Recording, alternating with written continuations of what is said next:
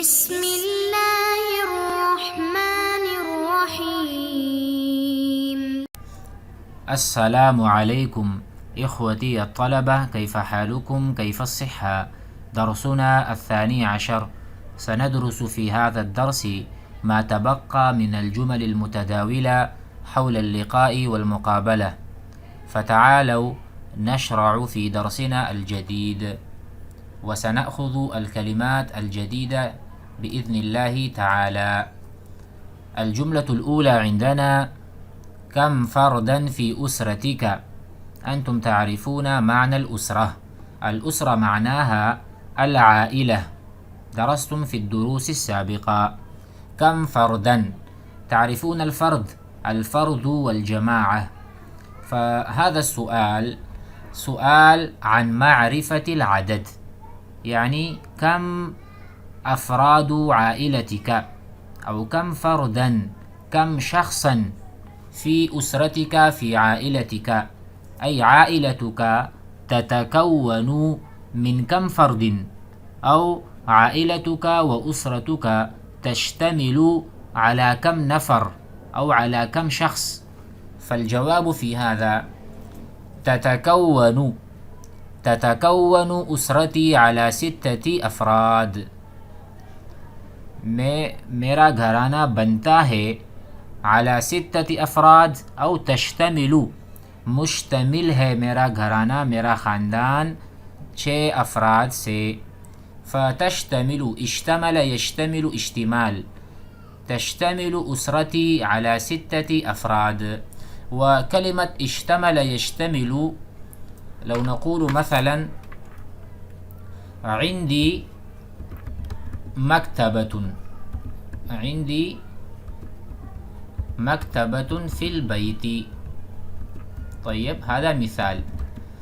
وتشتمل مكتبتي على مثلا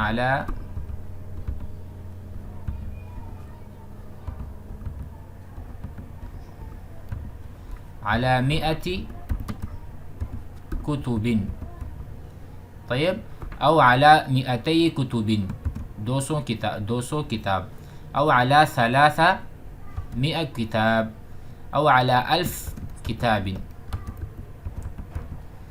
میرے پاس ایک مکتبہ ہے، عندي مكتبة في البيت، وهذه المكتبة تشتمل على 100 كتب، على 1000 كتاب.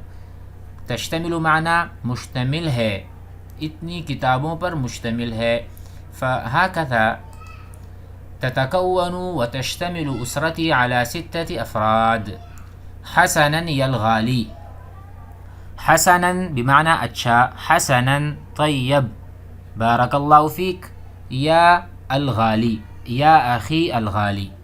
الغالي نحن شرحنا في الدروس الابتدائية كذلك، أو في الدرس الأول من هذه الحلقة أو من هذه السلسلة، نحن شرحنا الغالي معناه رجل غال، رجل ثمين، رجل له قيمة وقدر. طيب، يعني أنت حميمي وأنت صديقي العزيز، فأنت في عيني غال. آپ میری نظر میں بہت زیادہ قیمت رکھتے ہو، آپ کی ویلیو بہت زیادہ ہے میری نظر میں. ففي مثل هذا نقول حسنا يا أخي الغالي، يا صديقي الغالي، يا فلان الغالي. فهمنا؟ ثم أخبرني، علمني أو أعلمني. أخبر وأعلم معناهما سواء.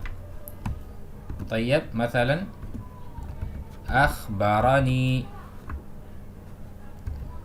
أخبرني زيد بأنه ذاهب. ونستطيع أن نقول وأعلمني، طيب، زيد وأعلمني بالذهاب، بمعنى أخبرني إنه سيذهب. فأخبرني وأعلمني، فنستطيع أن نقول أخبرني، أعلمني، هل أنت حافظ؟ أي حافظ القرآن، هل أنت حفظت القرآن؟ فالجواب نعم، أنا حافظ بحمد الله، هذا فضل الله وتوفيقه، لست بشيء ولكن الله وفقني لحفظ القرآن فحفظته عن ظهر قلب، فحفظته عن ظهر قلب بمعناه أنا أحفظ القرآن. وأيضا درست التجويد سنتين، فهذا نور على نور، أنا حافظ للقرآن، هذه فضيلة ما بعدها من فضيلة، هذه فضيلة ودرجة لا تساوي معنى درجة، بمعنى هناك لا توجد درجات، وهذا الشيء يعني هو له قيمة.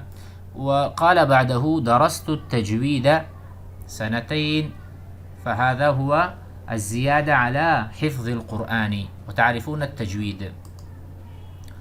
ثم السؤال كم وقتا، كم يوما، كم سنة، كم أعواما أو كم عاما استغرقت في الحفظ، آپ نے حفظ کرنے میں کتنا وقت گزارا. استغرق يستغرق، ينبغي أن نفهم هذا المعنى. استغراق بمعنى كما فيه أصل الكلمة غرق، طيب فيه معنى غرق، معنى وقت جب غرق ہوتا ہے فنقول هذا الوقت انقضى فيه وانتهى فيه. طيب مثلا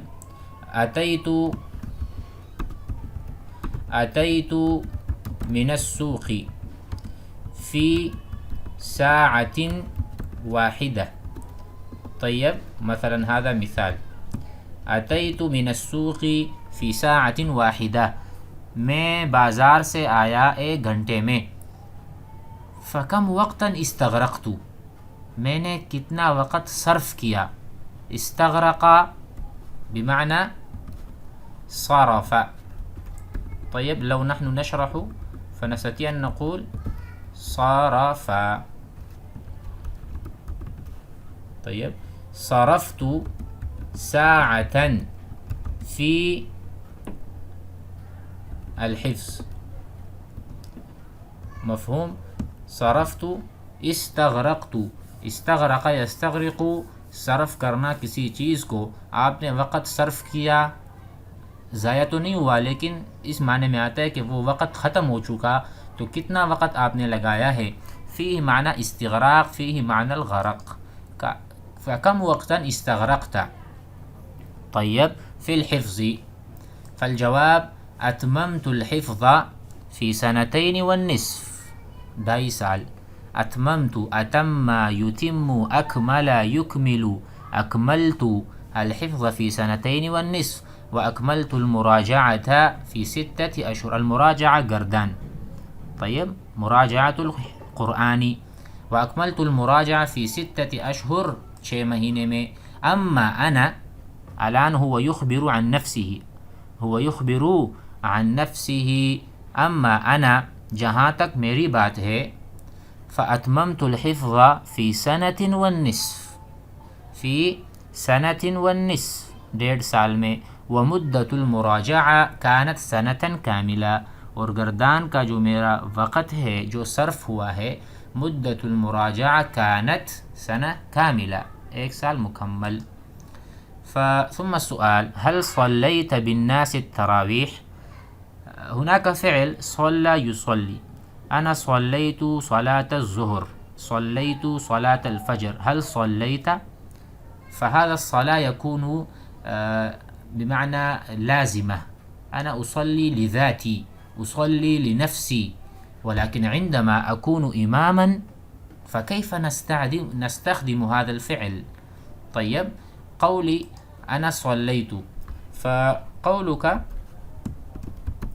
أنا صليت هذا معناه أنا صليت بنفسي، وحدي، بانفرادي، على حدة.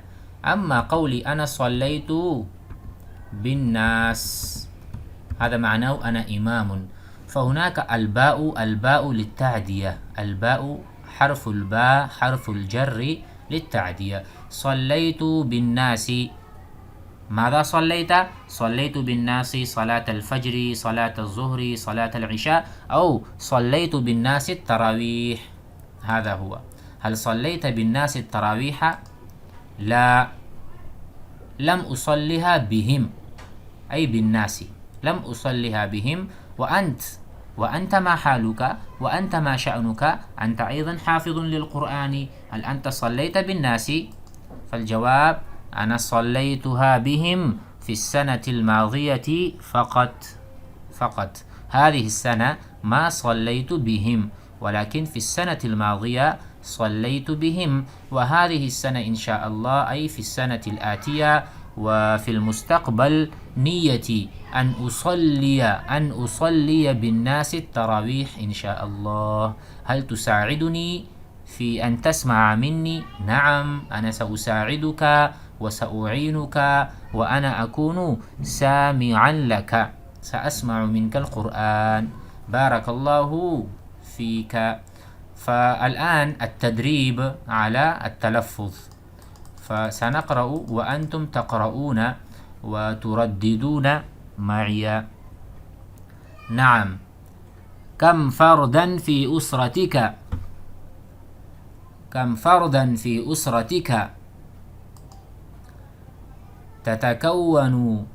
تشتمل أسرتي على 6 أفراد. حسنا يا الغالي، أخبرني، هل أنت حافظ؟ أخبرني، هل أنت حافظ؟ نعم، أنا حافظ بحمد الله، وأيضا درست التجويد 2. نعم، أنا حافظ بحمد الله، وأيضا درست التجويد 2. كم وقتا استغرقت في الحفظ؟ كم وقتا استغرقت في الحفظ؟ أتممت الحفظ في 2.5، وأكملت المراجعة في 6 أشهر. أما أنا فأتممت الحفظ في 1.5، ومدة المراجعة كانت 1 كاملة. هل صليت بالناس التراويح؟ لا، لم أصلها بهم. وأنت؟ أنا صليتها بهم في السنة الماضية فقط. هذا الدرس يكفي اليوم. عليكم أن تراجعوا وتطالعوا وتحفظوا هذه الكلمات الجديدة وتستخدموها في محاوراتكم وفي التحدث مع الناس. السلام عليكم.